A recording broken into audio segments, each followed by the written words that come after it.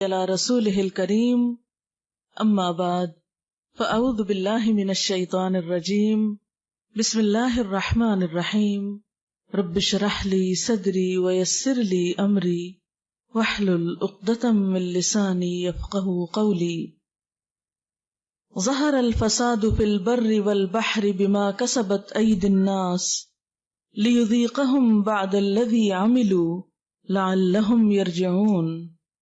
شروع کرتی ہوں اللہ کے نام سے جو بے انتہا مہربان نہایت رحم فرمانے والا ہے۔ ارشاد باری تعالیٰ ہے کہ ظاہر ہو گیا فساد خشکی اور سمندر میں لوگوں کے ہاتھوں کی کمائی کی وجہ سے، تاکہ وہ ان کو ان کے بعض اعمال کا مزہ چکھائے، شاید کہ وہ لوٹ آئیں، رجوع کر لیں۔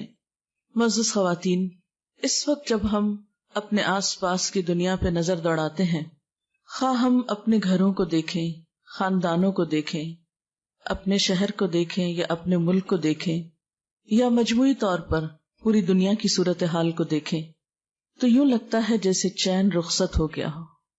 دنیا دن بدن ایسے حالات سے دوچار ہوتی چلی جا رہی ہے کہ ہر شخص کا خوف بڑھتا جا رہا ہے، بے یقینی اور بے اعتمادی کے سائے پھیلتے چلے جا رہے ہیں، اور قرآن پاک کی یہ آیت بالکل سچی نظر آتی ہے کہ ظہر الفساد فی البر والبحر، ظاہر ہو گیا فساد خشکی پر بھی اور سمندر میں بھی، یعنی کوئی جگہ کوئی گوشہ دنیا کا ایسا نہیں رہا کہ جسے پرامن اور پرسکون جگہ کہا جا سکے۔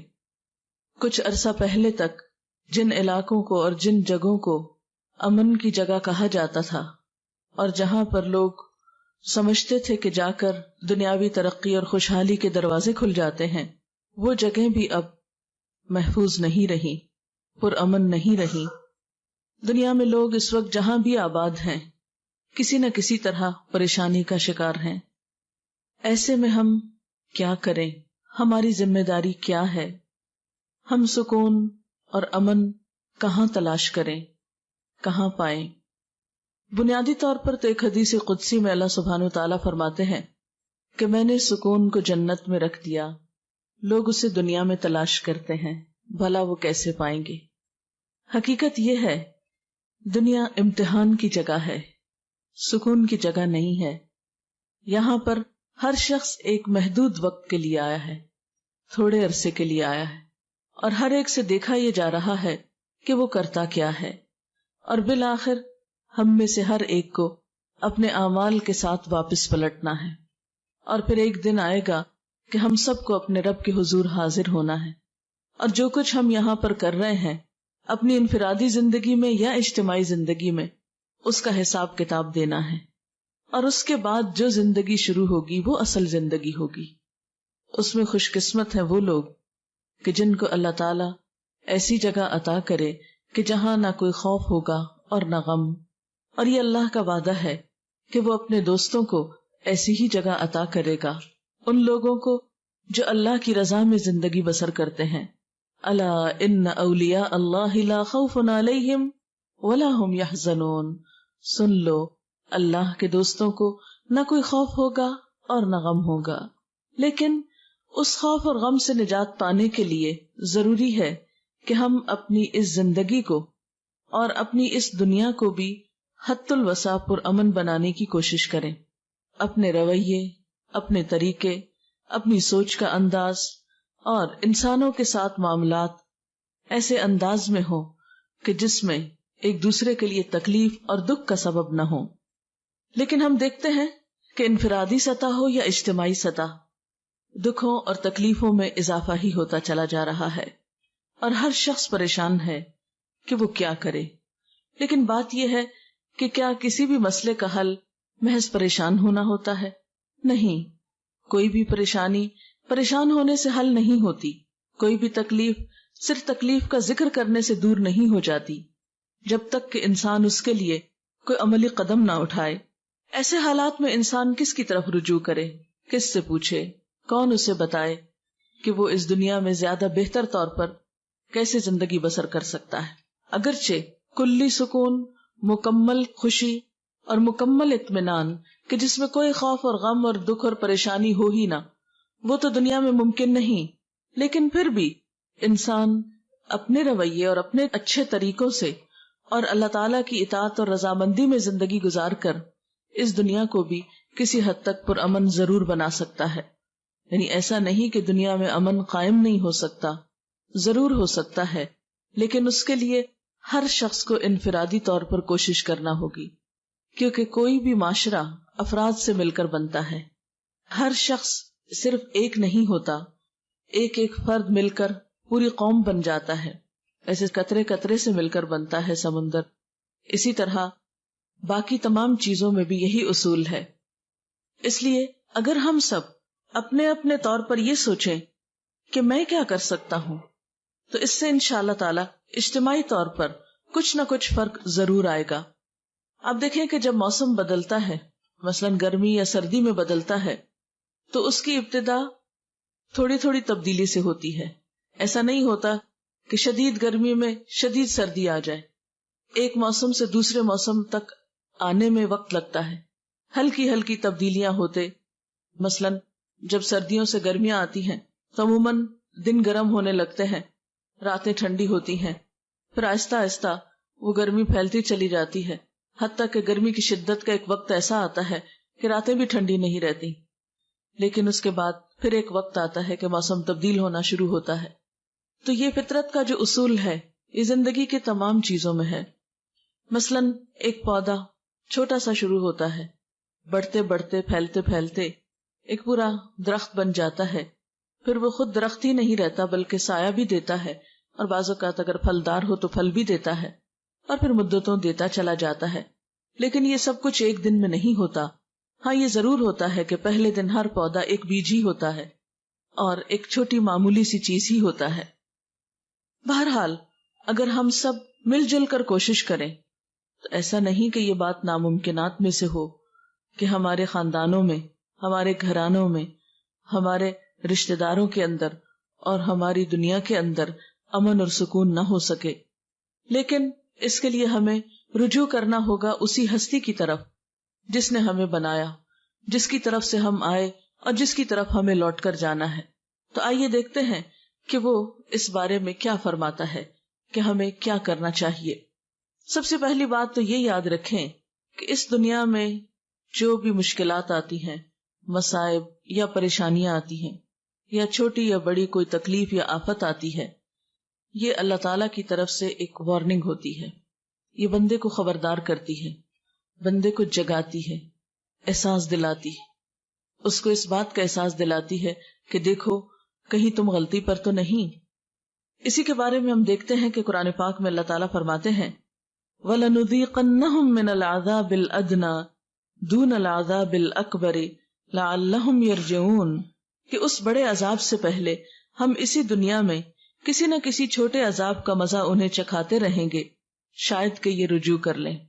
یعنی دنیا میں انسان کو چھوٹی چھوٹی تکلیفیں جو آتی ہیں وہ کس لیے آتی ہیں کہ انسان اپنی غلطی کا اعتراف کرے، اس پر معافی مانگے اور اپنی غلطی کا ازالہ کرتے ہوئے پھر اصل کی طرف لوٹے.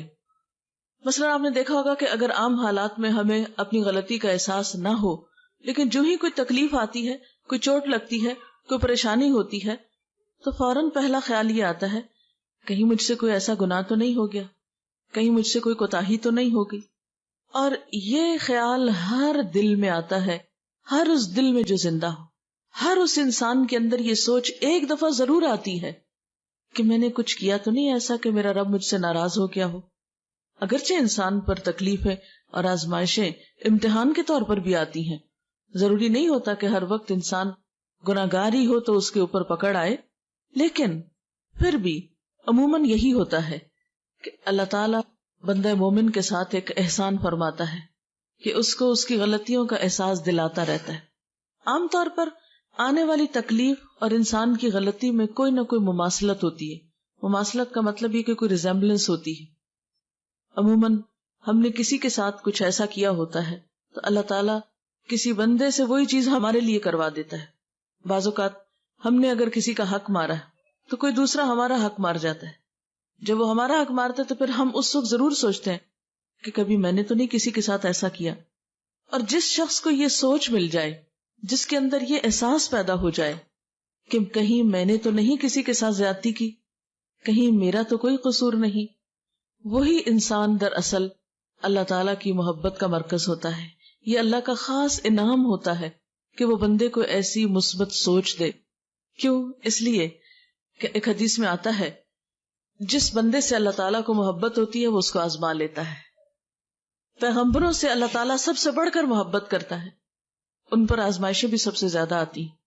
اور صحابہ کرام میں ہم دیکھتے ہیں کہ جب دنوں تک ان پر کوئی پریشانی نہیں آتی تھی تو اس پر پریشان ہو اٹھتے تھے کہ کہیں ایسا تو نہیں کہ اللہ تعالیٰ ہمیں بھول گئے ہیں. اس کا یہ مطلب نہیں کہ انسان کو دکھ تکلیف مانگنی چاہیے یا پریشانی مانگنی چاہیے، نہیں. عافیت کی دعا کہ یا اللہ ہر تکلیف سے محفوظ رکھ، یہ اللہ تعالیٰ کی پسندیدہ ترین دعاؤں میں سے ہے. یعنی اللہ تعالیٰ سے بندہ جو دعائیں مانگتا ہے اس میں اللہ تعالیٰ کو جو دعا بہت پسند آتی ہے وہ یہ دعا ہوتی ہے کہ یا اللہ تو مجھے خیر و عافیت سے رکھ. عافیت مانگنا اللہ تعالیٰ کو بہت پسند ہے.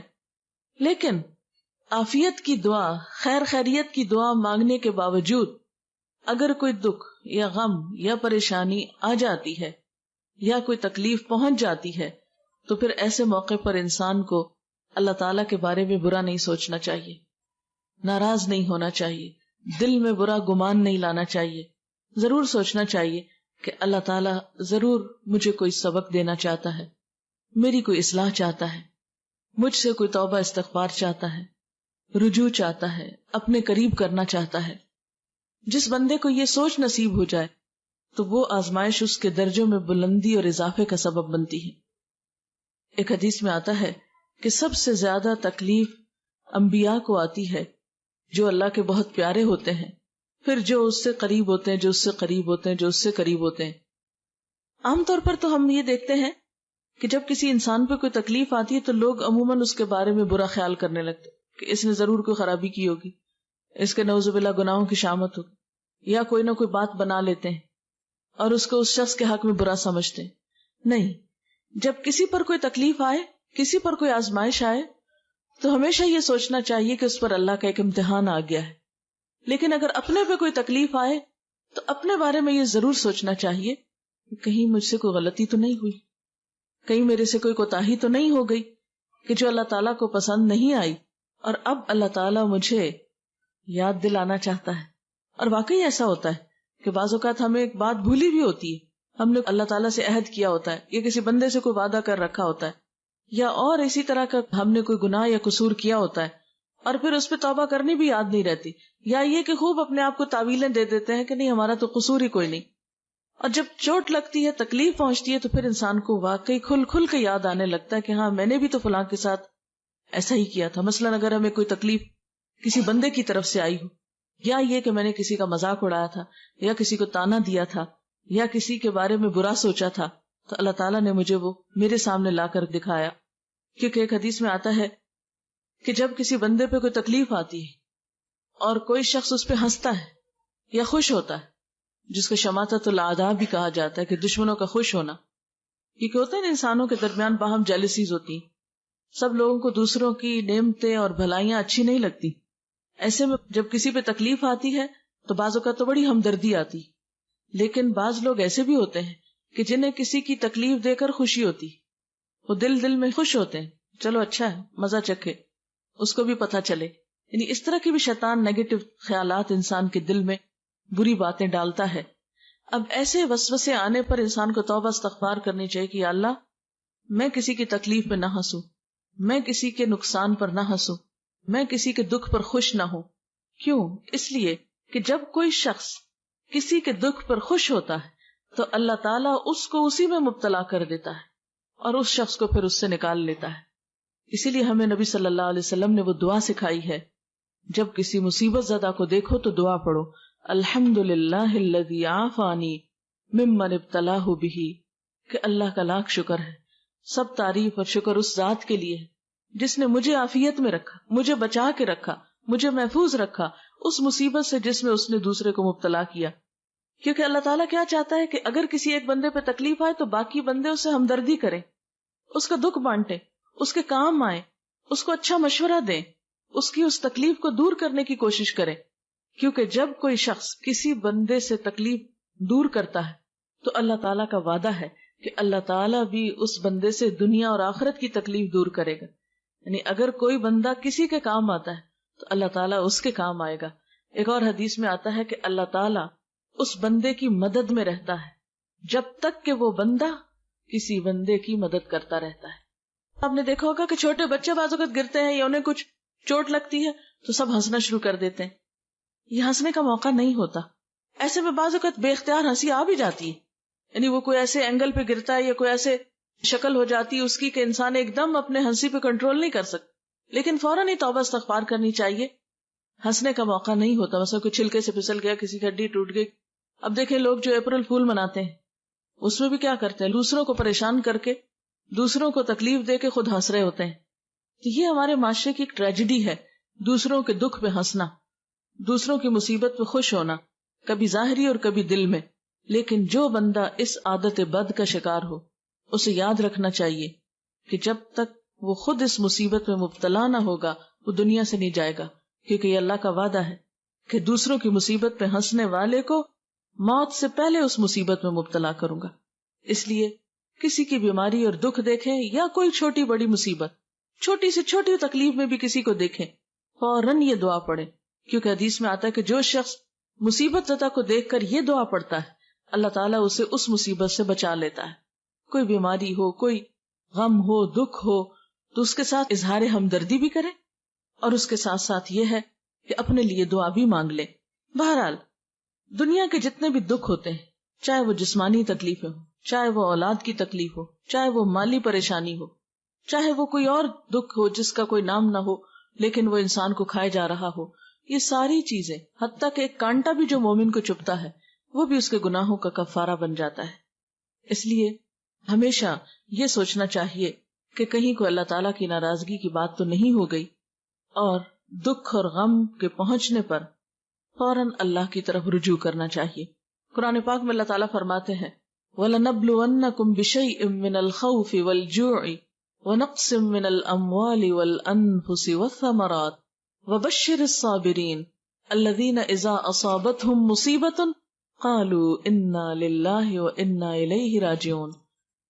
ہم ضرور آزمائیں گے تم کو ساتھ کسی بھی چیز کے خوف میں سے, جانوں اور مالوں کے نقصان میں سے, اور پھلوں کے نقصان میں سے, اور خوشخبری دے دو صبر کرنے والوں کو کہ جب انہیں کوئی مصیبت پہنچتی ہے تو فوراً کہتے ہیں ہم اللہ کے لیے ہیں اور اسی کی طرف لوٹ کے جانے والے. یعنی ہم بھی اللہ کی طرف سے آئے ہیں, اسی نے ہمیں یہاں رہنے کا موقع دیا اور واپسی بھی اسی کی طرف.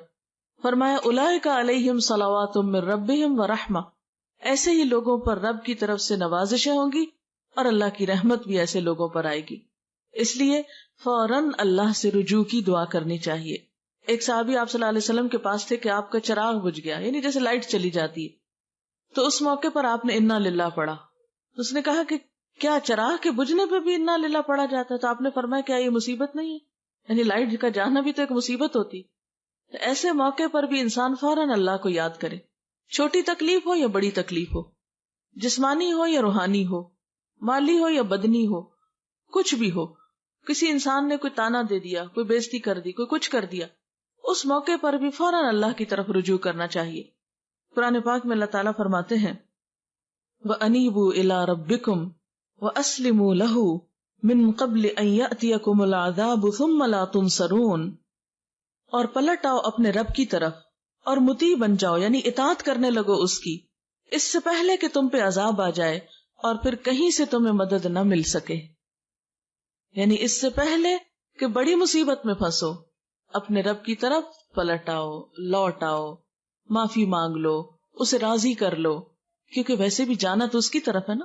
خدا نخواستہ اس سے بڑی کوئی پریشانی آ گئی کہ جس میں زندگی سے بھی ہاتھ دھونا پڑ گیا, اللہ نہ کرے, تو پھر کیا ہوگا؟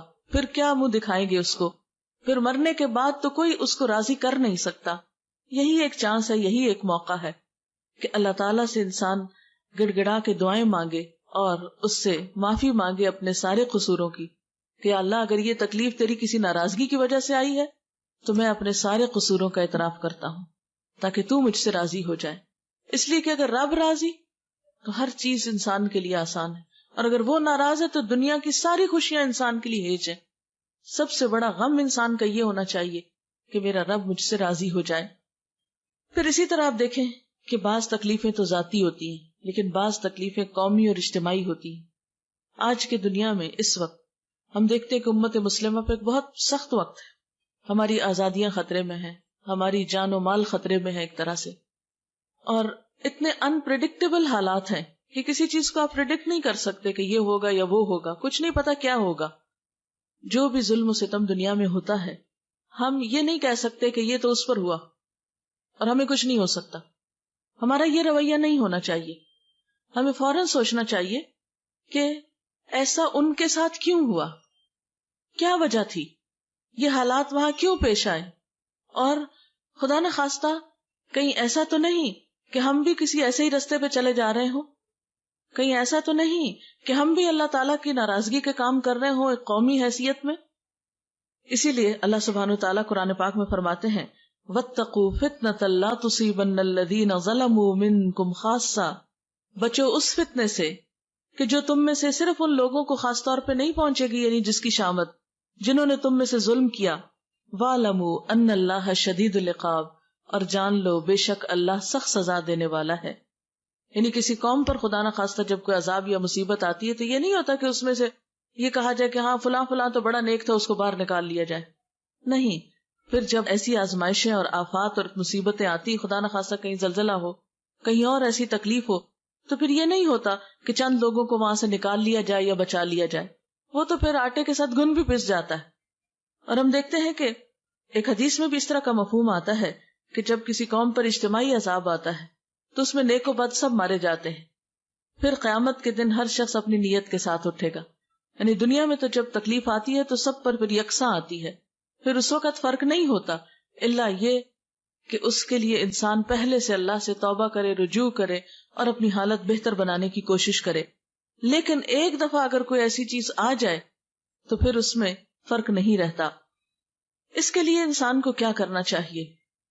انڈیویجولی اور اجتماعی سطح پر استغفار کرنا چاہیے، اللہ سے توبہ کرنی چاہیے کہ یا اللہ ہم اپنے سارے قصوروں کا اعتراف کرتے ہیں، اپنے سارے گناہ مانتے ہیں، تو ہمیں معاف کر دے، دنیا میں بھی عزت کی زندگی عطا کر اور آخرت میں بھی ذلت سے محفوظ رکھ.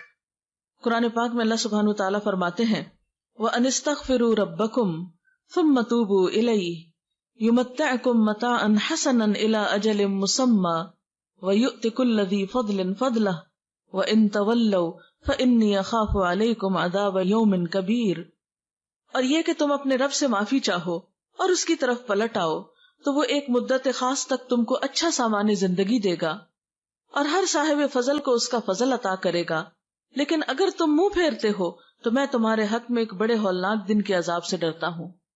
اسی طرح حضرت ہود علیہ السلام نے اپنی قوم سے یہی کہا وَيَا قَوْمِ اسْتَغْفِرُوا رَبَّكُمْ ثُمَّ تُوبُوا إِلَيْهِ يُرْسِلِ السَّمَاءَ عَلَيْكُمْ مِدْرَارًا وَيَزِدْكُمْ قُوَّةً إِلَىٰ قُوَّتِكُمْ وَلَا تَتَوَلَّوْا مُجْرِمِينَ.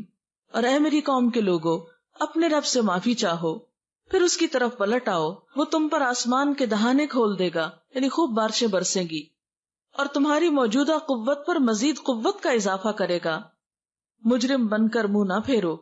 یعنی انسان کو دنیا میں قوت حاصل کرنے کا طریقہ کیا بتایا گیا کہ تم اپنے رب کو راضی کرو، کیونکہ حقیقت یہ ہے کہ جس کے ساتھ اللہ کی مدد ہو، جس کے ساتھ اللہ تعالی کی رحمت ہو، پھر وہ شخص کہیں بھی نقصان نہیں اٹھاتا، کیونکہ اس کائنات کی سب سے بڑی قوت اللہ کی قوت ہے. اور جس نے اپنے رب کو راضی کر لیا اس نے سب سے مضبوط سہارے کو تھام لیا، وہ اللہ کی حفاظت میں آ گیا، اور جو اللہ کی حفاظت میں آ جائے اسے کوئی بھی پھر نقصان نہیں دے سکتا. اور اللہ کی حفاظت میں آنے کے لیے کیا نسخہ ہے؟ استغفار کا نسخہ ہے. اور قرآن پاک میں الگ الگ کے علاوہ سب کو مل کر بھی استغفار کرنے کے لیے کہا گیا ہے. ارشاد باری تعالیٰ ہے وَتُوبُوا إِلَى اللَّهِ جَمِيعًا أَيُّهَا الْمُؤْمِنُونَ لَعَلَّكُمْ تُفْلِحُونَ. اور توبہ کرو اللہ کی طرف سارے مل کر، اکٹھے ہو کر، جمیعاً، ایھا المؤمنون، اے مومنو، لعلکم تفلحون، تاکہ تم کامیاب ہو جاؤ. اب اللہ تعالیٰ سے استغفار کا طریقہ کیا ہے؟ ایک تو یہ کہ انسان اپنی زبان میں استغفار کرے، اکیلے کرے یا ایسے جیسے اکٹھے کہیں بھی کسی مجلس میں ہے. مرد حضرات تو روز نمازوں میں جمع ہوتے ہیں، جمعے میں ہوتے ہیں اور بڑے بڑے اجتماعات میں ہوتے ہیں. اب ہم دیکھتے ہیں کہ مثلاً ملک میں جیسے ملین مارچ تو بہت ہو رہے ہیں، لیکن میں نے ابھی تک تو نہیں پڑھا، شاید میرا علم اتنا نہ ہو، کسی ملین مارچ میں سب نے مل کر کو استغفار کی ہو. ٹھیک ہے، دوسروں کو ان کی غلطیوں پہ بلیم کرتے ہیں، لیکن اس کے ساتھ ساتھ ہمیں اپنی غلطیوں کو دیکھنا چاہیے. ہم مسلمانوں کو اپنے قصوروں کو بھی دیکھنا چاہیے کہ ہم میں کہاں ہے اتحاد، کہاں ہے ایک دوسرے کا دکھ درد، کہاں ہے ایک دوسرے کو کلمہ حق کہنے کی عادت، کہ کوئی خرابی کر رہا ہو تو ہم اس کو اچھی طرح بلائیں، یا کوئی اگر غلط کام کر رہا ہے تو عموماً ہم کہتے ہیں ٹھیک ہے اس کی مرضی، کرتا تو کرتا رہے. ہم دیکھتے بھی ہیں تو سمجھاتے نہیں. مثلا آپ کسی خاندان میں ہی دیکھ لیں، پہلے کیا ہوتا تھا کہ گھر کے بڑے بزرگوں کا ایک مقام ہوتا تھا کہ کہیں پر بھی خاندان میں کوئی خرابی، کہیں کوئی زیادتی دیکھتے تھے تو مل ملا کر اس کو ٹھیک کرنے کی کوشش کرتے تھے. کہیں کسی کے اوپر کوئی آفت مصیبت ہوتی تھی تو سب پہنچ کر اس کی مصیبت میں اس کا ہاتھ بٹاتے تھے. لیکن اب آپ دیکھیں کہ زندگیاں کیا ہیں، ہر کوئی اپنی دنیا میں مصروف ہے. کسی پہ اچھا وقت ہے تو ہمیں کیا، اور کسی پہ اگر تکلیف ہے تو ہمیں کیا. کوئی آگے بڑھ کر کسی کی مدد کرنے کو تیار نہیں ہوتا. یہ رویہ جو ہے یہ سب کے لیے بھی نقصان دہ ہوتا ہے. آج اگر کوئی تکلیف ہے تو کل ہم خدا نخواستہ ہو سکتے ہیں. اگر آج ہم کسی کے کام نہیں آتے تو کل کوئی ہمیں کیوں پوچھے گا. انسان تنہا زندگی نہیں بسر کر سکتا، انسان کو انسان کی ضرورت ہے. اس لیے زندگی گزارنے کا یہ رویہ اور یہ نسخہ کہ انسان صرف اپنی ذات کی فکر کرے، صرف اپنے آپ میں رہے، انتہائی نقصان دہ رویہ ہے، انتہائی نقصان دہ طریقہ ہے. کیونکہ کوئی بھی انسان اکیلا سب کچھ نہیں کر سکتا. ہم یہ نہیں کر سکتے کہ اس سے تکلیف پہنچی تو اس سے کاٹ کے بیٹھ گئے، اس نے تھوڑا بہت کچھ کہہ دیا تو اس سے ناراض ہو گئے، کسی تیسرے نے کچھ کہہ دیا تو اس سے بول چال بند کر لی. بھلا ہم آئسولیٹ ہو کر سب سے کٹ کے کہاں رہ سکتے ہیں. اس لیے ہمیں ایک دوسرے کو تھامنا بھی ہے، ایک دوسرے کو اچھائی کی طرف بلانا بھی ہے، برائی سے روکنا بھی ہے، اور استغفار بھی کرنا ہے. پھر اس کے ساتھ ساتھ یہ کہ کثرت سے اللہ تعالیٰ کا ذکر کرنا چاہیے. ٹھیک ہے اگر دنیا کے حالات ہم نہیں بدل سکتے، اپنے آپ کو تو بدل سکتے ہیں نا. اگر دنیا میں اس وقت تباہی اور بربادی ہے، یا اس کے سامان نظر آتے ہیں، یا حشر سامانیاں نظر آتی ہیں، تو ایسے موقع پر کم از کم ہم اپنے آپ کو تو سنبھالیں، ہم اپنے اندر تو سکون پیدا کریں. تو اس کے لیے کیا ہے، یا ایھا الذین آمنوا اذکروا اللہ ذکرا کثیرا وسبحوہ بکرۃ واصیلا. اے لوگو جو ایمان لائے ہو، اللہ کو یاد کرو کثرت کے ساتھ، بہت زیادہ اس کا ذکر کرو، اور صبح و شام اس کی تسبیح بیان کرو. اس لیے اٹھتے بیٹھتے چلتے پھرتے کثرت سے اللہ کا ذکر کرنا چاہیے. اس لیے کہ الا بذکر اللہ تطمئن القلوب، سنو اللہ کے ذکر سے دل اطمینان پاتے ہیں، دلوں کا سکون اللہ کے ذکر میں ہے. اگر انسان باہر کے حالات نہیں بدل سکتا اور اپنا اندر مطمئن ہے تو بہت سے فیصلے بھی بہت آسانی سے کر سکتا ہے. اس کے لیے صبر لازم ہے. اس لیے قرآن پاک میں اللہ تعالیٰ فرماتے ہیں یا ایھا الذین آمنوا استعینوا بالصبر والصلاۃ. اے لوگو جو ایمان لائے ہو، صبر اور نماز سے مدد مانگو. یعنی مشکلات میں کیا کرو، صبر کے ساتھ اور اللہ سے مدد مانگتے ہوئے آگے بڑھنا چاہیے. کیونکہ ہر چیز اللہ کے ہاتھ میں ہے، اور جب اس سے مانگیں گے، اسے پکاریں گے اور وہ دعا سنے گا، تو اس سے بڑھ کر کسی کے پاس کوئی نسخہ نہیں ہے کسی بھی مسئلے کو حل کرنے کا. ٹھیک ہے ہم دل کا بوجھ ہلکا کرنے کے لیے بہن بھائیوں سے شیئر کرتے ہیں، دوستوں سے شیئر کرتے ہیں، لیکن یاد رکھیے کہ ان کے پاس کوئی جادو کی چھڑی نہیں ہے. جادو کے اندر کیا طاقت ہے کہ جادو کی چھڑی کو ہم علاج سمجھے، وہ بھی کوئی چیز نہیں ہے. تو اصل مدد جو ہے وہ اللہ کی طرف سے آتی ہے، اور اس کے لیے انسان کو پھر نفل حاجت پڑھ کر اللہ تعالیٰ کی طرف رجوع کرنا چاہیے. اور پھر خاص طور پر یہ دعا پڑھنی چاہیے، ربنا افرغ علینا صبرا وثبت اقدامنا وانصرنا علی القوم الکافرین.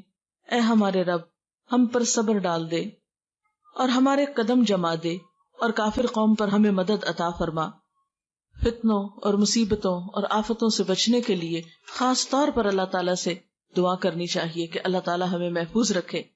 رسول اللہ صلی اللہ علیہ وسلم نے فرمایا، دعا نازل شدہ آفات اور جو بھی نازل نہیں ہوئی سب کے لیے فائدہ مند ہے. یعنی دعا کا کرنا جو ہے وہ بہت فائدہ مند ہے. ان مصیبتوں کے لیے بھی فائدہ مند ہے جو آ چکی ہوں، اور ان مصیبتوں میں بھی دعا فائدہ دیتی ہے جو ابھی نہ آئی ہوں. اس لیے اللہ کے بندو خوب دعا کرو. اس کے بعد یہ ہے کہ قرآن پاک سے مضبوط تعلق قائم کرنا چاہیے، کیونکہ قرآن پاک نجات کا ذریعہ ہے. رسول اللہ صلی اللہ علیہ وسلم نے فرمایا، ان قریب ایک بڑا فتنہ سر اٹھائے گا. صحابی نے عرض کیا، اس فتنے میں ذریعہ نجات کیا ہوگا؟ یعنی فتنہ تو ہوگا، مصیبت تو ہوگی، پھر ہم کیسے بچیں گے اس سے؟ فرمایا، اللہ کی کتاب. یعنی قرآن حکیم ایک ایسا نسخہ ہے کہ جس کے ذریعے انسان فتنوں سے محفوظ رہ سکتا ہے۔ اس کتاب میں تم سے پہلے گزرے ہوئے لوگوں کے حالات ہیں، تم سے بعد ہونے والی باتوں کی خبر ہے، تمہارے آپس کے معاملات کا فیصلہ ہے۔ جو کوئی اسے چھوڑ کر کسی اور بات کو اپنی ہدایت کا ذریعہ بنائے گا، اللہ اسے گمراہ کر دے گا۔ اللہ کی مضبوط رسی یہی ہے، یہی حکمتوں سے بھری ہوئی یاد دہانی ہے، یہی بالکل سیدھی راہ ہے۔ جس نے اس کے ساتھ بات کی سچ کہا، جس نے اس پہ عمل کیا اجر پائے گا، اور جس نے اس کی بنیاد پہ فیصلہ کیا اس نے انصاف کیا۔ اس لیے انفرادی زندگی ہو یا اجتماعی زندگی ہو یا قومی زندگی ہو، ان سب میں نجات کا ذریعہ صحیح اور درست فیصلے، بہترین رہنمائی اور اللہ کی مدد کا ذریعہ اللہ کی کتاب کو تھامنا ہے۔ اور حقیقت یہ ہے کہ اللہ تعالیٰ نے یہ کتاب بھیجی ہماری رہنمائی کے لیے تھی کہ جب دنیا میں مشکلات ہوں، تکلیفیں اور پریشانیاں ہوں تو پھر ہم کیا کریں، لیکن ہم زیادہ سے زیادہ اس سے کیا رہنمائی لیتے ہیں؟ اچھا کہ اس مشکل میں کیا وظیفہ پڑھ لیں۔ یہ کتاب وظیفوں کی کتاب نہیں ہے۔ ذالک الکتاب لا ریب فیہ ھدی للمتقین، یہ کتاب جس میں کوئی شک نہیں، متقی لوگوں کی ہدایت کے لیے آئی ہے۔ یہ ہمیں بتاتی ہے کہ ہمارا معاملہ اپنی ذات کے ساتھ کیا ہونا چاہیے، رشتہ داروں کے ساتھ کیا ہونا چاہیے، اور باقی مسلمانوں کے ساتھ کیا ہونا چاہیے، اور پوری دنیا کے لوگوں کے ساتھ کیا ہونا چاہیے۔ زندہ رہنے کے بہترین اصول کیا ہیں، ہر معاملے میں یہ گائیڈ کرتی ہے۔ اللہ تعالیٰ فرماتے ہیں کہ لَقَدْ أَنزَلْنَا إِلَيْكُمْ كِتَابًا فِيهِ ذِكْرُكُمْ، ہم نے تمہاری طرف کتاب اتاری ہے جس میں تمہارا اپنا ذکر ہے، تمہاری ہی باتیں ہیں۔ تو جس چیز میں ہمارا ذکر ہے، ہماری باتیں، اور ہم ہی نہ پڑھیں تو ہمیں کون پھر گائیڈ کر سکتا ہے، کون ہمیں رہنمائی دے سکتا ہے؟ اور اسی کے بارے میں اللہ سبحانہ وتعالیٰ نے ہمیں خاص ہدایت دی ہے، کتاب انزلناہ الیک مبارک لیدبروا آیاتہ ولیتذکر اولو الالباب، ایک کتاب جسے ہم نے اتارا ہے بہت برکت والی ہے تاکہ لوگ اس کی آیات میں غور و فکر کریں اور عقل والے اس سے نصیحت پکڑیں، یعنی اس کی روشنی میں زندگی بسر کر کے زندگی کی بہت سی مشکلات سے نپٹیں۔ پھر اس کے بعد یہ ہے کہ آپ صلی اللہ علیہ وسلم نے یہ بھی فرمایا، خیرکم من تعلم القرآن وعلمہ، تم میں بہترین ہیں وہ لوگ جو قرآن سیکھیں اور سکھائیں، یعنی اگر آتا ہے تو دوسروں کو سکھائیں، اگر نہیں آتا تو سیکھنے کی کوشش کریں۔ اور چونکہ اس کتاب کو مبارک کتاب کہا گیا، برکتوں والی کتاب کہا گیا، اس لیے یہ ہو نہیں سکتا کہ جو شخص اس کے ساتھ تعلق رکھے پھر اس کی زندگی میں خیر و بھلائی نہ آئے۔ پھر اس کے بعد یہ ہے کہ جو یہ کتاب پڑھتے جائیں اور اچھے کاموں کے کرنے کا موقع ملے، سمجھ آئے، تو پھر ان کاموں میں دیر بھی نہ کی جائے۔ نبی صلی اللہ علیہ وسلم نے فرمایا، بادروا بالاعمال فتنا کقطع اللیل المظلم، لوگو نیک کام کرنے میں جلدی کرو ان فتنوں سے پہلے جو ایک تاریک رات کے ٹکڑوں کی طرح ہر طرف چھائے ہوئے ہوں گے، یعنی اس سے پہلے کہ نیکی کی مہلت چلی جائے اور ایسی مصیبتیں اور آفات اور پریشانیاں اور فتنے آ جائیں کہ جو کالی رات سے بھی زیادہ سیاہ ہوں، کہ جن میں انسان کو پھر یہ سمجھ نہ آئے کہ وہ جائے کدھر۔ آج کل بھی جب میں اخبار پڑھتی ہوں یا میں دیکھتی ہوں ٹیلی ویژن پہ نیوز وغیرہ، تو میں جب عراقی لوگوں کا حال دیکھتی ہوں تو میں سوچتی ہوں یہ بھی ہماری طرح کے انسان ہیں۔ آج ہی میں شاید پڑھ رہی تھی کہ 3 ارب ڈالر کا بارود جو ہے وہ استعمال ہوا ہے۔ آپ خود سوچے کہ کبھی ایسا ہوتا ہے نا 14 اگست میں جب کبھی فائر ورکس ہوتا ہے تو جس رات کو ہوتا ہے، آپ یقین کریں کہ ساری رات ایسا لگتا ہے کہ جیسے ہر طرف سے بارود کی اور مسالے کی بو آ رہی ہو اور دھواں دھواں دھواں، ایک بے چینی سی ہوتی۔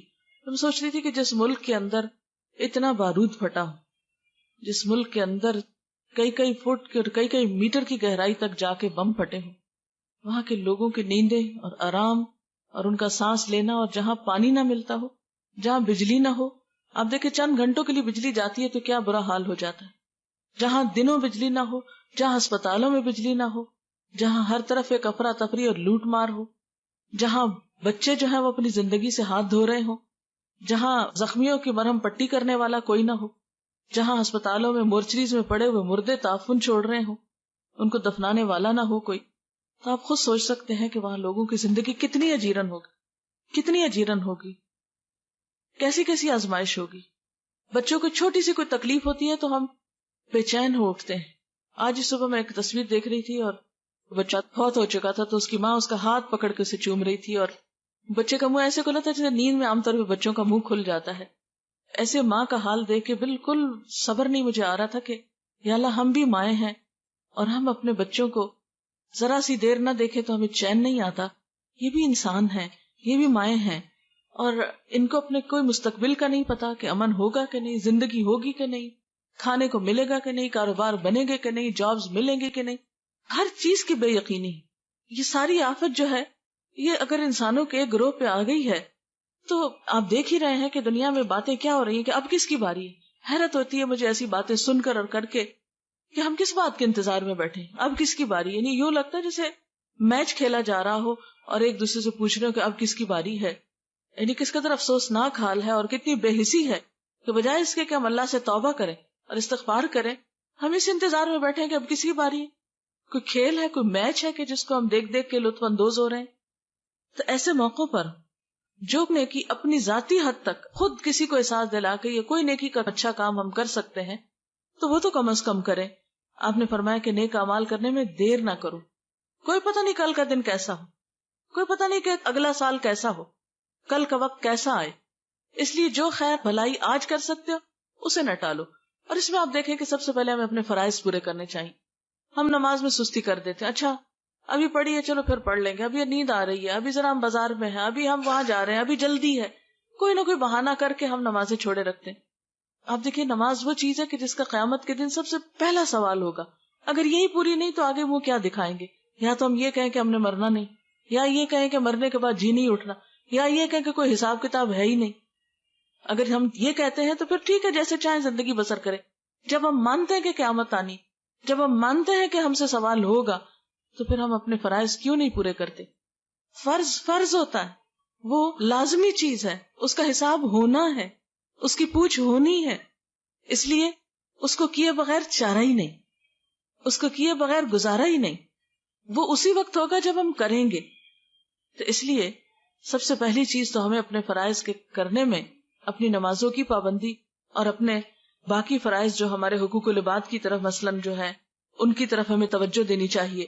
نبی صلی اللہ علیہ وسلم نے خاص طور پر دوسروں کا حق مارنے سے منع کیا ہے. اور دوسروں کا حق کیا ہے؟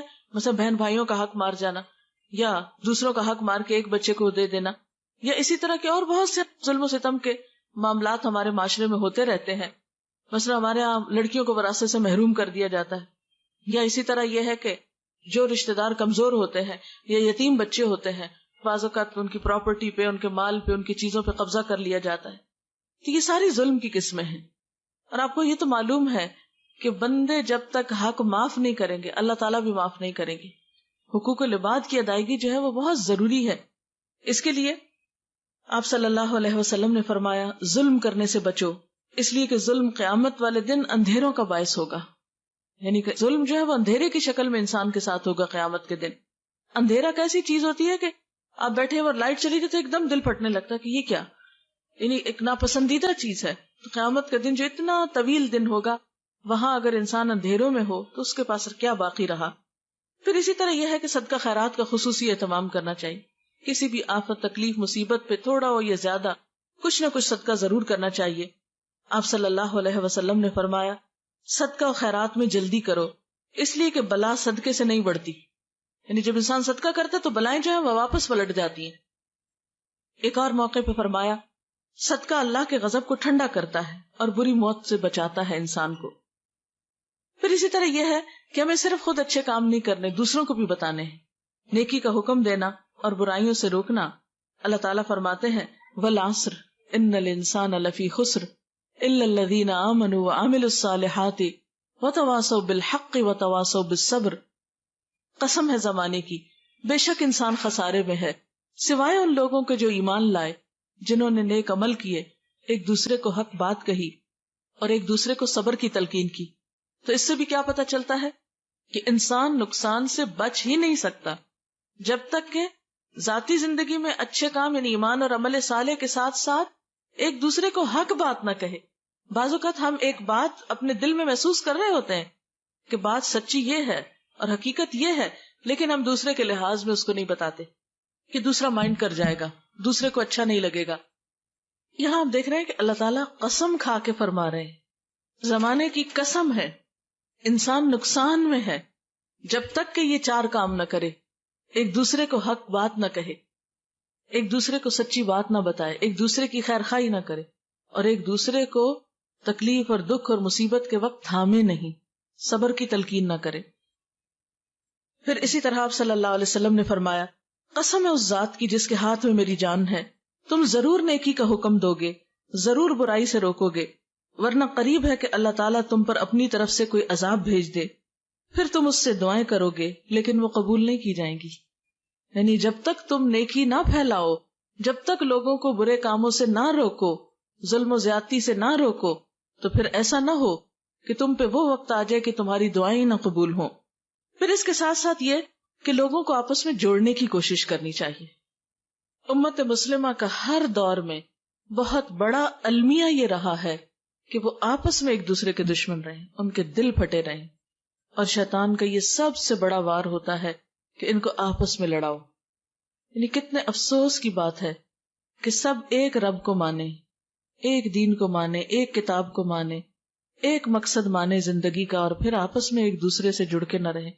اور یاد رکھیں، ایک دوسرے سے صرف اس وقت جڑا جا سکتا ہے جب انسان دوسروں کی غلطیوں کو معاف کر دے، ان کی غلطیوں سے درگزر کرے، ان کی برائی کے جواب میں اچھائی کرے۔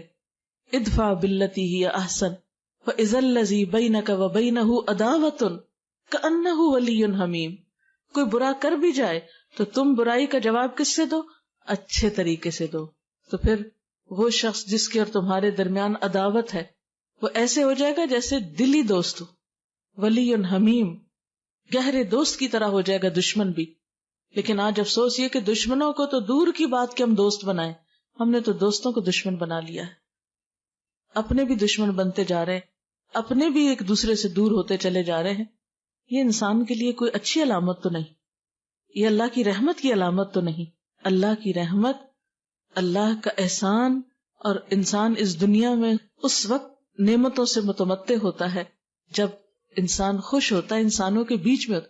آپ اکیلے خوش نہیں ہو سکتے، اکیلے کتنا ہنسیں گے؟ اگر آپ سب سے کٹ کے اپنی ذات میں رہنا شروع کر دیں، کتنا ہنسیں گے آپ ہنس بھی نہیں سکتے۔ آپ روتے ہو، کوئی آپ کو آنسو پوچھنے والا نہیں ہوگا۔ اصل میں آپ صلی اللہ علیہ وسلم نے فرمایا، کیا میں تم کو بتاؤں کہ قیامت کے دن مجھ سے سب سے زیادہ قریب کون لوگ ہوں گے؟ مجلس کے اعتبار سے یعنی سب سے قریب میرے کون بیٹھے ہوں گے؟ وہ لوگ جو منکسر المزاج ہوں گے، المعطئون اکنافن، کندھے جھکا کے رکھنے والے یعنی عاجزی برتنے والے، الذین یألفون ویؤلفون، وہ لوگ جو محبت کرتے ہیں اور کیے جاتے ہیں، وہ دوسروں سے محبت کرتے ہیں اور دوسرے ان سے محبت کرتے ہیں۔ یعنی قیامت کے دن اللہ کے رسول صلی اللہ علیہ وسلم انہی لوگوں کو اپنے قریب کریں گے کہ جو محبت دینا اور لینا جانتے ہیں۔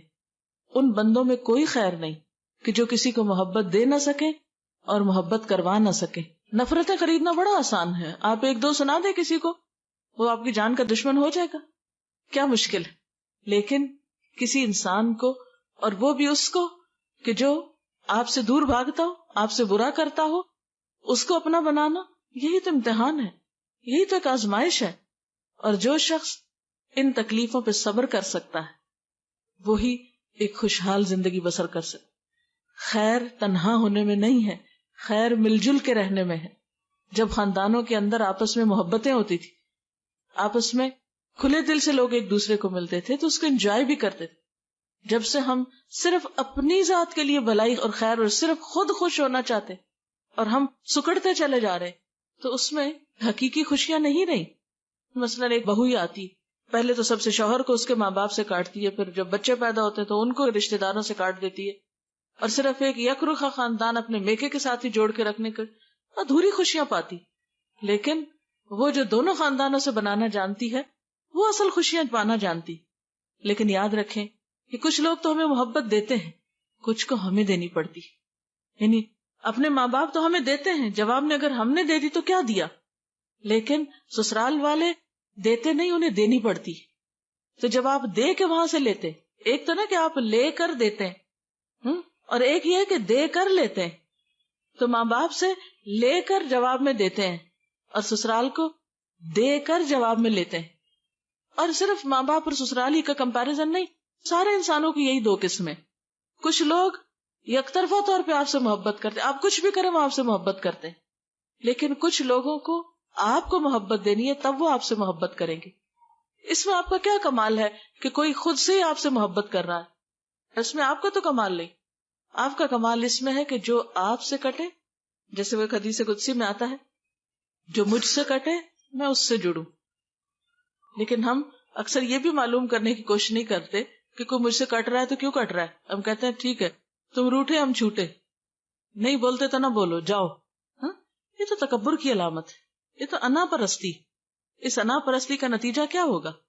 یہ ہمیں کہاں پہنچائے گی؟ کتنی خوشیاں دے گی؟ کتنا دین کا فائدہ ہوگا؟ اس لیے اگر ہم چاہتے ہیں کہ دنیا میں امن اور بھلائی ہو تو اس کے لیے ضروری ہے کہ ہم مسلمانوں کی صفوں میں اتحاد پیدا کرنے کی کوشش کریں, لوگوں کو آپس میں جوڑنے کی کوشش کریں, نہ کہ توڑنے کی کوشش.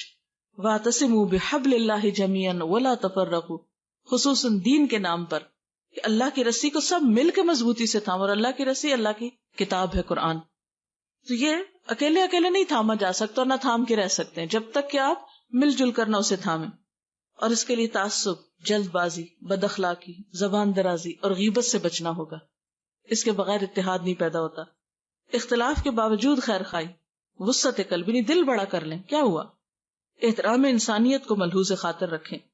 بے بنیاد باتوں, توہمات, بے فائدہ تبصروں اور بحث مباحثے سے پرہیز کریں. بعضوں کا جرا شروع کر دیتے ہیں ہم چھوٹی چھوٹی باتوں پر اپنی رائے ٹھونسنے کی یا مسلط کرنے کی کوشش کرتے ہیں, اس سے بھی پھر خرابی پھیلتی. ہر قسم کے حالات, غم ہو یا خوشی, امن ہو یا جنگ, تعمیری کاموں کی رفتار میں کمی نہ آنے دیں. اور پھر اللہ پہ بھروسہ رکھیں, کیونکہ اگر اللہ کی مدد انسان کے ساتھ ہو تو کوئی نقصان نہیں دے سکتا. ان ینصرکم اللہ فلا غالب لکم, اگر اللہ تمہاری مدد کرے گا تو تم پہ کوئی غالب نہیں آ سکتا. وَإِن يَخْذُلْكُمْ, اگر وہ تم کو چھوڑ دے گا, فَمَنْ ذَا الَّذِي يَنصُرُكُمْ مِنْ بَعْدِهِ, تو کون ہے جو اس کے بعد تمہاری مدد کرے. وَعَلَى اللَّهِ فَلْيَتَوَكَّلِ الْمُؤْمِنُونَ, اور اللہ پر ہی بھروسہ رکھنا چاہیے مومنوں کو. ہر معاملے میں اللہ کی طرف رجوع ضروری ہے. اور پھر اللہ تعالیٰ کا وعدہ سچا ہے کہ مدد ضرور آئے گی, لیکن اس کے لیے تمہیں آگے بڑھنا ہوگا. اور وہ کیا ہے؟ یا ایھا الذین آمنوا, اے لوگو جو ایمان لائے, ان تنصروا اللہ ینصرکم وَيُثَبِّتْ أَقْدَامَكُمْ, اگر تم اللہ کی مدد کرو گے تو اللہ تمہاری مدد کرے گا اور تمہارے قدم جما دے گا. یعنی تم اللہ کے دین کی خدمت کرو گے, اللہ کی طرف رجوع کرو گے تو اس کی مدد بھی تمہاری طرف آئے. اگر تم اسے یاد نہیں کرو گے تو وہ تمہیں نہیں یاد کرے گا. اللہ کا وعدہ ہے فَاذْكُرُونِي أَذْكُرْكُمْ, تم مجھے یاد کرو میں تمہیں یاد رکھوں گا. پھر اسی طرح وَلَيَنْصُرَنَّ اللَّهَ مَن يَنْصُرُهُ, اللہ ضرور مدد کرے گا اس کی جو اس کی مدد کرے گا. اور اللہ کی مدد, اللہ کو ویسے تو مدد نہیں چاہیے, اللہ کی مدد سے مراد اللہ کے دین کی مدد ہے, اللہ کے دین کی خدمت ہے. لیکن اگر ہم اس کے دین کی مدد نہیں کریں گے, ہم آگے نہیں بڑھیں گے, تو وہ کیوں آگے بڑھے؟ اگر ہم اس کے دین کی خدمت نہیں کریں گے تو وہ پھر ہمارے لیے دنیا کے امن اور خوشحالی کو کیوں لائے؟ اور پھر آخری بات یہ کہ صرف باتیں ہی کرنے سے کام نہیں چلے گا جب تک کہ ہمارا عمل نہ بدلے. ہم ٹھوس کام نہ کریں, واقعی پروڈکٹیو کام نہ کریں. صرف نعرے بازی کرنا یا لفاظی کرنا یا جذباتی باتیں کرنا, اس سے کام نہیں چلے گا. اس کی بجائے ٹھوس بنیادوں پہ کام کرنے کی ضرورت ہے. ہر شخص صرف ماتم کر کے یا ایک دوسرے کو برا بھلا کہہ کے یا صرف غم میں آنسو بہا کے یہ سمجھے کہ ہم کامیاب ہو جائیں گے انفرادی یا قومی سطح پر, تو یہ کافی نہیں. اس کے لیے ہمیں تعلیم اور تربیت اور ہر طرح کے ہنر اور ٹیکنالوجی میں آگے بڑھنا ہوگا. اور یہ کام صرف باتوں سے نہیں ہوتا, اس کے لیے لمبی محنت اور کوشش کی ضرورت ہوتی. جس طرح ایک شخص آپ دیکھیں کہ زندگی میں جب قابل بنتا ہے تو اس کو سال لگتے ہیں, تو جب ایک قوم ترقی کرتی ہے تو اس کو پھر اور بھی زیادہ وقت لگتا ہے. لیکن اگر سارے قدم اٹھانا شروع کر دیں, ہر شخص اپنی ذاتی حیثیت پہ دیکھے کہ میں کیا کر رہا ہوں, کیا دنیا میں جب مصیبت آتی ہے تو میرے عمل میں کچھ فرق پڑتا ہے, جہاں کسی کی تکلیف دیکھ کر مجھے کچھ نصیحت ہوتی ہے, میں اپنے طرز عمل کو بدلتی ہوں. اور چند ایک سوال ہیں, ہم سب اپنے آپ سے پوچھیں کہ کیا میں اپنا وقت ضائع تو نہیں کرتی؟ کیا میں نے سستی, کاہلی اور غفلت چھوڑ دی ہے؟ کیا میرے تعمیری کاموں میں کچھ تیزی آئی ہے؟ یعنی میں اپنا وقت زیادہ اچھے پروڈکٹیو کاموں میں گزارتی ہوں؟ کیا میرے معمولات میں کچھ تبدیلی آئی ہے؟ کیا میں نے زندگی کو محض سیر و تفریح اور صرف شاپنگ اور صرف گپ شپ اور پارٹنگ, صرف یہی زندگی کو سمجھ رکھا ہے, یا کچھ تعمیری کام بھی میری زندگی میں ہے؟ کیا میں نے اپنے اندر اخلاقی خوبیاں پیدا کی ہیں اور برائیوں سے بچنا شروع کیا ہے؟ کیا میں نے اللہ کے دین کی خدمت کے لیے کوئی قربانی کی ہے؟ اگر آج مجھے موت آ جائے تو میں اللہ کو جواب دینے کے لیے اپنے آپ کو کتنا تیار پاتی ہوں؟ میں سمجھتی ہوں کہ میرے پاس اتنے عمل ہیں کہ میں اسے راضی کر سکوں، اور اگر نہیں تو کوشش کیے بغیر خود بخود تو جمع نہیں ہوں گے۔ اگر میں نہیں بدلتی تو دنیا کیسے بدلے گی؟ دنیا کے حالات کیسے بدل سکتے ہیں؟ اور اگر دنیا کے حالات نہ بھی بدل سکیں تو کم از کم ہم اپنے آپ کو تو بدل لیں۔ افراد کے ہاتھوں میں ہے اقوام کی تقدیر، ہر فرد ہے ملت کے مقدر کا ستارہ۔ اللہ تعالیٰ سے دعا ہے کہ اللہ تعالیٰ ہمیں صحیح سوچ اور سمجھ دے اور بہترین عمل کی توفیق عطا فرمائے۔ وآخر دعوانا ان الحمد للہ رب العالمین۔ دعا کر لیتے۔ سبحان اللہ والحمد للہ ولا الہ الا اللہ واللہ اکبر ولا حول ولا قوة الا باللہ العلی العظیم۔ اللہم صل علی محمد وعلی آل محمد کما صلیت علی ابراہیم وعلی آل ابراہیم انک حمید مجید۔ اللہم بارک علی محمد وعلی آل محمد کما بارکت علی ابراہیم وعلی آل ابراہیم انک حمید مجید۔ ربنا آتنا فی الدنیا حسنۃ وفی الآخرۃ حسنۃ وقنا عذاب النار۔ ربنا لا تزغ قلوبنا بعد اذ ہدیتنا وہب لنا من لدنک رحمۃ انک انت الوہاب۔ ربنا ہب لنا من ازواجنا وذریاتنا قرۃ اعین واجعلنا للمتقین اماما۔ یا حی یا قیوم برحمتک نستغیث، لا الہ الا اللہ انت الحلیم الکریم۔ سبحان اللہ رب العرش العظیم والحمد للہ رب العالمین۔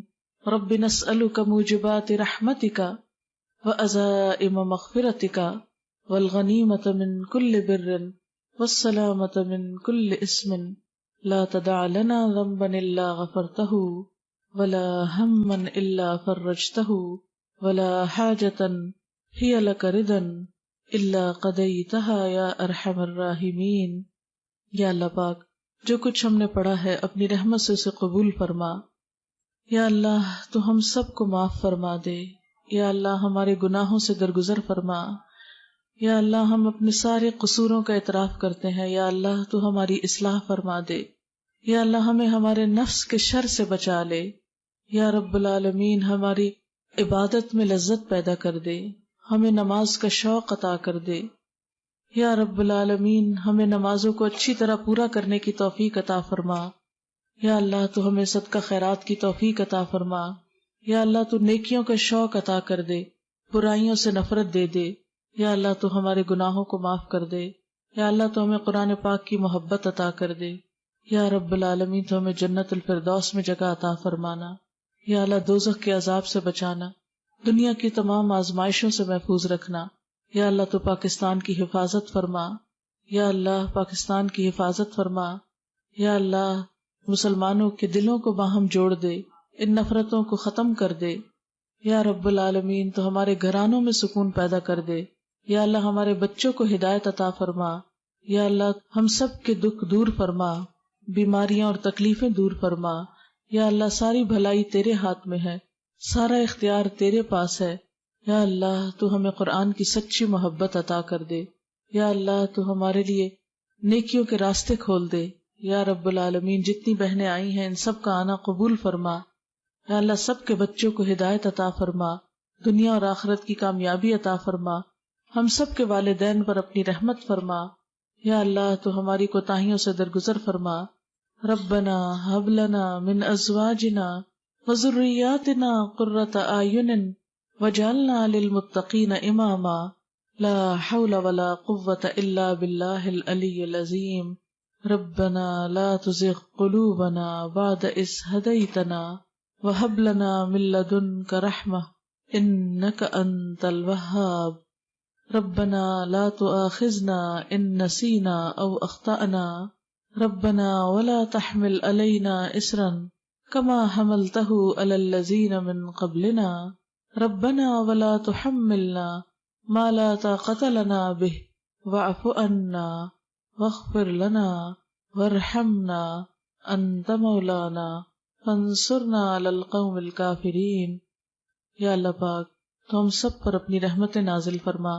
جنہوں نے اس مجلس کا اہتمام کیا ہے انہیں دنیا اور آخرت کی بھلائی عطا فرما، ان کے سارے دکھوں تکلیفوں اور پریشانیوں کو دور فرما، جتنی بہنیں یہاں آئی ہیں ان سب کے دکھ تکلیفیں پریشانیاں دور فرما، سب کو اپنی رحمتوں سے ڈھانپ لے۔ یا اللہ تو ہمیں قرآن پڑھنے کی توفیق دے، سمجھنے اور عمل کرنے کی توفیق دے، اور ہمارا انجام بہترین فرما۔